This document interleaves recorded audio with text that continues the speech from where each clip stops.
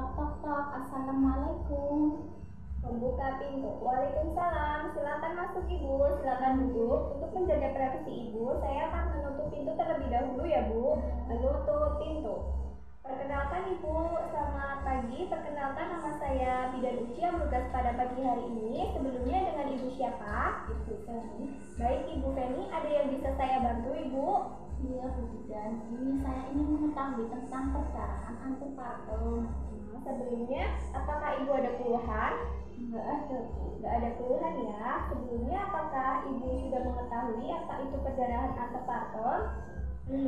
Belum ya Bu ya. Baik Ibu, jadi nanti di sini saya akan menjelaskan tentang perdarahan antepartum ya Bu, yang tujuannya yaitu agar Ibu Feni ini mengetahui apa sih itu perdarahan antepartum ya.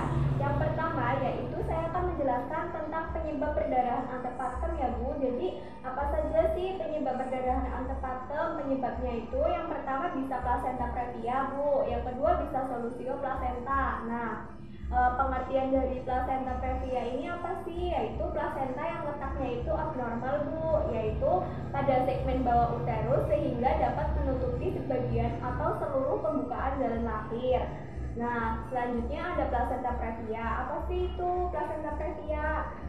Penyebab placenta previa itu apa? Multiparitas. Lalu yang kedua ada umur ibu, lalu ada uterus dikartik, lalu merokok, lalu riwayat miomektemi dan kelainan placenta. Lalu selanjutnya ada tanda dan gejala placenta previa ya Bu, yaitu yang pertama perdarahan terjadinya itu secara tiba-tiba dan tanpa adanya rasa nyeri. Lalu kepala anak itu masih tinggi Bu, lalu perdarahannya merah segar dan terjadi kelainan letak. Lalu untuk selanjutnya yaitu tentang solusio placenta. Apa sih solusio placenta? Solusio placenta itu terlepasnya placenta yang letaknya itu normal pada korpus uteri sebelum janin lahir dan terjadi pada trimester 3 ya Bu ya. Lalu apa sih penyebabnya dari solusio placenta? Penyebabnya yaitu yang pertama ada trauma Bu, lalu tali pusatnya pendek, lalu dekompresi uterus mendadak, lalu ada tumor uterus, hipertensi kronis dan tekanan pada vena cava inferior akibat uterus yang membesar ya Bu ya. Lalu selanjutnya apa sih tanda gejala dari solusio placenta? Yaitu yang pertama ada perdarahannya itu disertai dengan rasa nyeri ya Bu ya. Lalu akibat pelepasan prematur placenta atau pemisahan placenta dengan desidu Bu. Lalu anemia dan shock. Nah, beratnya anemia dan shock ini sering tidak sesuai dengan kebanyakan darah yang keluar. Rahimnya keras seperti kapan dan nyeri dipegang karena isi rahimnya itu bertambah dengan darah yang berkumpul di belakang plasenta hingga rahim teregam. Uterusnya itu biasa disebut uterus embois Bu, sehingga sulit untuk melakukan palpasi.